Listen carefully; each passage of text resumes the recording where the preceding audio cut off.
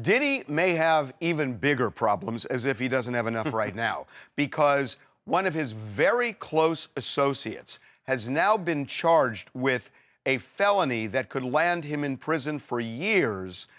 But there may be a caveat here, because it could be that this guy, his name is Brendan Paul, might flip on Diddy. Yeah, because now he could be facing some serious jail time.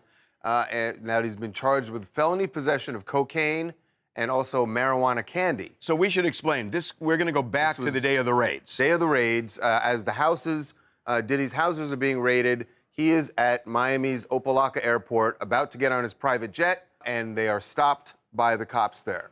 And so here's the shot of the jet. Yes. Now we'll show you. Actually, Brendan Paul is there. He's next in to handcuffed there, being walked away. Diddy's in the blue pants, and the state officials took him aside. And they have charged him with possession of cocaine and marijuana candy.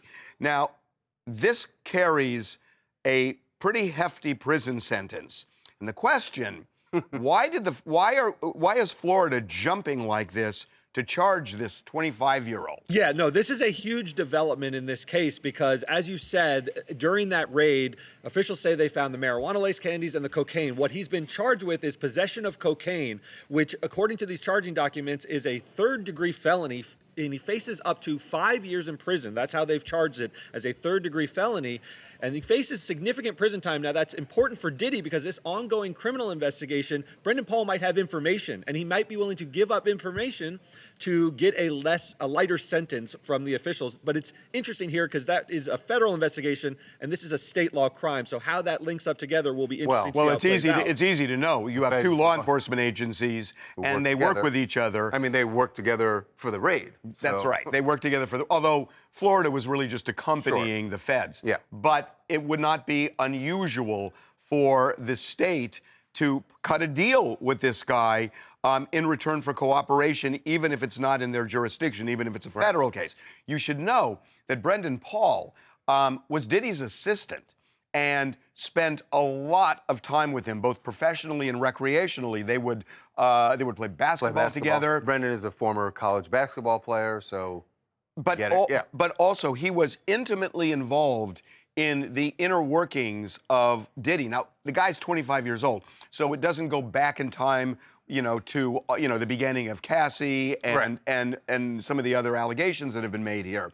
But he knows a lot. He knows a lot. And now and again, I'm not in any way suggesting that he can nail Diddy on certain sex trafficking or whatever else. We don't know what it is he knows, but whatever the feds want to know. And whatever was going on with Diddy, he does know because he was.